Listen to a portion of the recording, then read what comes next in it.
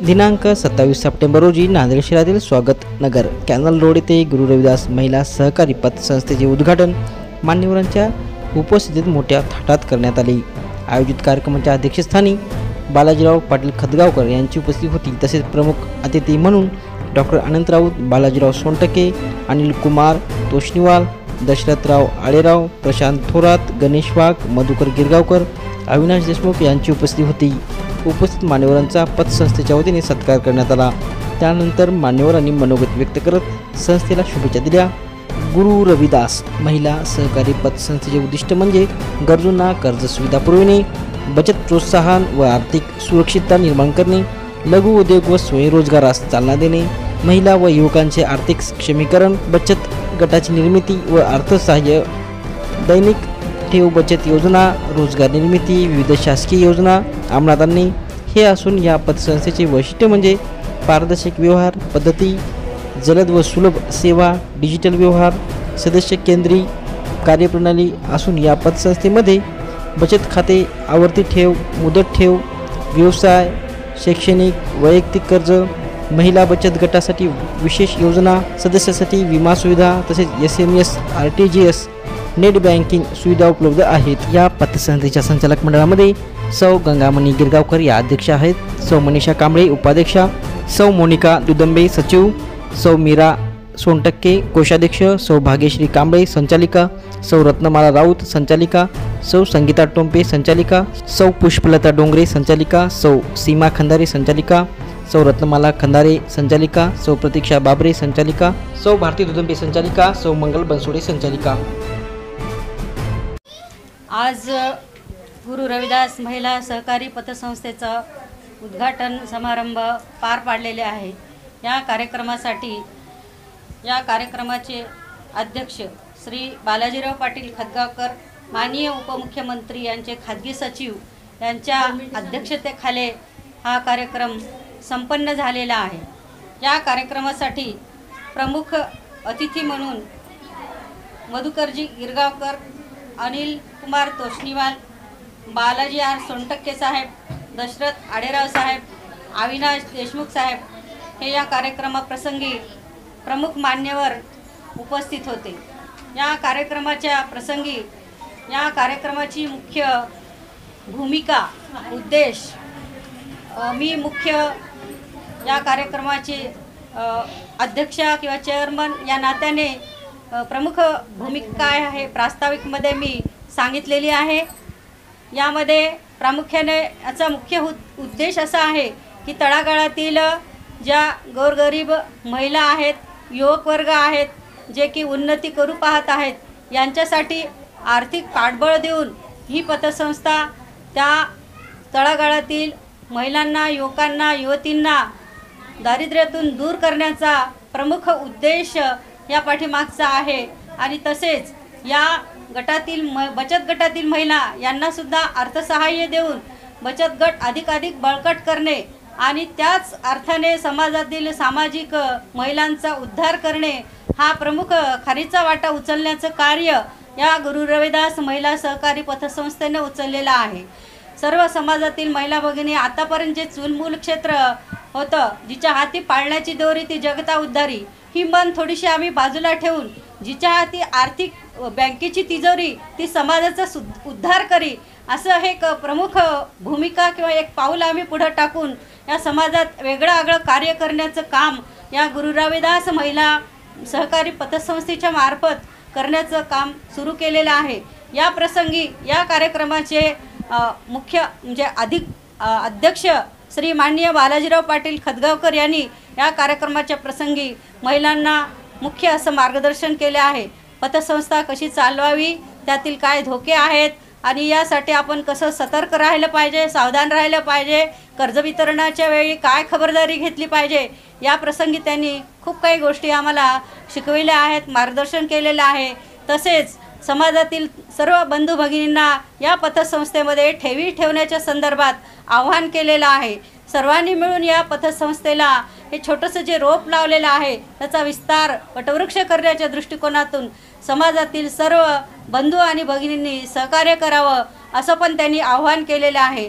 मी स्वतः अध्यक्ष या नात्यानं सर्व समाज बांधवांना आणि भगिनींना विनंती केलेली आहे की या गुरु रविदास महिला सहकारी पतसंस्थेला सर्वांनी प्रतिसाद द्यावा, भरभरून पाठिंबा द्यावा, जेणेकरून ह्या रोपट्याचं मोठं वटवृक्ष होईल आणि सर्वांचा लाभ लावल्यास आमचं हे सत्कारणी कार्य होईल, अशी मी या ठिकाणी अपेक्षा व्यक्त केली आणि भावना व्यक्त केली. माझ्या सर्व संचालक भगिनी ज्या 13 सभासद आहेत त्यांचा पण नामोल्लेख अध्यक्ष साहेबांनी या कार्यक्रमाच्या प्रसंगी केलेला आहे. सर्व भगिनीच्या वतीने मी सर्व जनतेला आवाहन करू इच्छिते की आपण या पतसंस्थेला भरभरून सहकार्य करावं, या बँकेत खातं काढावं, ठेवी ठेवाव्या आणि आम्हाला खूप मोठं मार्गदर्शन करावं आणि सहकार्य करावं. जय भीम, जय रविदास, जय शिवराय. आणि इतका आनंद झालो त्यावेळेस मला ही पहिली न्यूज मिळाली की पतसंस्था माझ्या बहिणीने काढते आणि सगळ्या डायरेक्टर या महिला आहेत. काही काय सांगू तुला, माझ्या आयुष्यात हा सगळ्यात समाधानाचा आणि आनंदाचा दिवस आहे. ही तरी समाजाची सेवा आहे आणि ज्याच्या नावाने तुम्ही करताय, नावाने त्यांचं वर्णन केलेलं आहे. विशेषतः डॉक्टर बाबासाहेब आंबेडकर असतील, महात्मा फुले असतील, संत रविदास असतील, जे जे महात्मे या समाजाला पुढे आणण्यासाठी आपलं आयुष्य घालवलं, त्यांना ही श्रद्धांजली होऊ शकते. फक्त ह्याच्यातला हेतू तुमचा शुद्ध आहे. रणरागिणी आपल्या घराचा, आपल्या प्रपंचाचा गाडा चालवीत समाजाचा विचार केलेला आहे. तुम्हाला मरेपर्यंत एखादे पडणार नाही. आणि तुम्ही आयुष्यात जे काम केलं विविध ठिकाणी, त्यांचे मिस्टर असतील, त्यांचे वडील असतील, तुम्ही यांना सगळं हाताने वेळ द्या, त्यांना काम करू द्या. तुमचा समाज येणाऱ्या 10 वर्षामध्ये कुठे घेऊन जातील याची कल्पना करू शकत नाही. आज आपण मुंबई पासून फार दूर आहोत, 600-700 किलोमीटर आहोत. तेवढ्या दूर सामाजिक विषमतेमध्ये, महिलांच्या प्रगतीमध्ये, महिलांच्या शिक्षणामध्ये, सामाजिक उन्नतीमध्ये, भेदभावामध्ये, कृषीमध्ये सगळ्यात मागे, व्यवसायात मागे, आर्थिक मागे, एवढ्याच मुंबई पासून पोहोचून दूर हजारो सेक्टर ऑफ सोशल लाईफ मध्ये आम्ही मागे आहोत. आणि त्याच्यात एक आशेचा किरण संत रविदास महाराजांच्या नावाच्या रूपाने त्या 15-16 रणरागिणी हातात ज्योत घेऊन आणि ते आर्थिक कला घेऊन बाहेर पडलेले आहेत. मी तुम्हाला किती शुभेच्छा द्यावं माझी कोणते आहे. परमेश्वर तुमचं आयुष्य सगळ्यांचं खूप चांगलं हो, तुम्ही खूप मनाने अजून प्रगट हो, ही आपल्याला एवढीच विनंती करतो. तुम्ही 15-16 जणी मरेपर्यंत तुमच्या विध्वस्त नाही आलं पाहिजे. छोटे मोठे काही गैरसमज झाले असतील ना, चर्चेने दूर केलं पाहिजे आणि तुमचा ग्रुप अजून सक्षम झाला पाहिजे. एखाद्याने काही मुद्दा मांडला, एखाद्याने काही विषय ठेवला, कृपा करून कोणी त्याला कमी लेखलं नाही पाहिजे. हे तुमच्या भल्यासाठी राहणार आहे. त्याच्यातून तुम्ही बोध घेतलं पाहिजे आणि तुमचे हे पद टाइम शेड्यूल रोटेशन मध्ये ठेवलं पाहिजे. विदाऊट इलेक्शन तुम्ही मरेपर्यंत ही पतसंस्था चालवली पाहिजे. माझे प्रेम मित्र अनिल कोस्टेवारने सांगितलं, मुंबई पासून नांदेडपर्यंत त्याच्या संस्था झाल्या पाहिजे. आज आमचे हेमंत पाटलांचे आदरणीय जयश्री ताई आहेत, त्यांनी किती काम केलेलं आहे.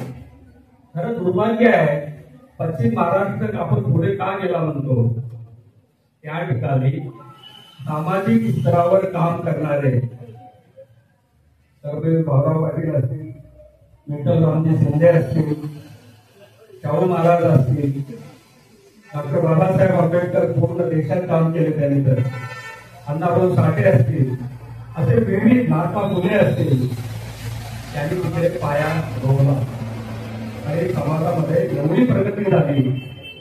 त्यांच्या आपल्या आसमानचा फरक आहे. एकाच राज्याचे राहून एका 5,000 लोकसंख्येच्या गावामध्ये 5-6 पतसंस्था आहे. त्याचे भाग भांडवल 500 कोटीच्या वरचे आहे. आजपासून नाहीये, गेल्या 25 वर्षापासूनचे आहे. त्यांना वेळच नाहीये, एवढे लोक तिथं जमा करू शकत नाही आणि आपल्याकडे कामच नाही. काम असेल तर काम करायला त्या लेवलचे माणसंच नाही. मराठवाडा हे संतांची भूमी आहे. ठेवलेले अनंत पैसे आहे, पण आपल्याला त्याच्यातून बाहेर यायचं आहे.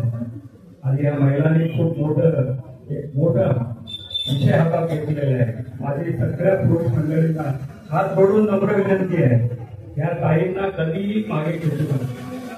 काही चुका झाली तर माफ करा, पण ह्याचा वटवृक्ष झाला पाहिजे.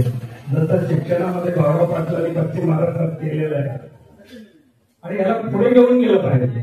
त्याच्यात कुठलाही फॅमिलीचा भेद काहीतरी वितुष्ट फार लवकर येतो. हे गाडगेच लोकांनी यांना सपोर्ट केला पाहिजे आणि याला खूप वाढवलं पाहिजे.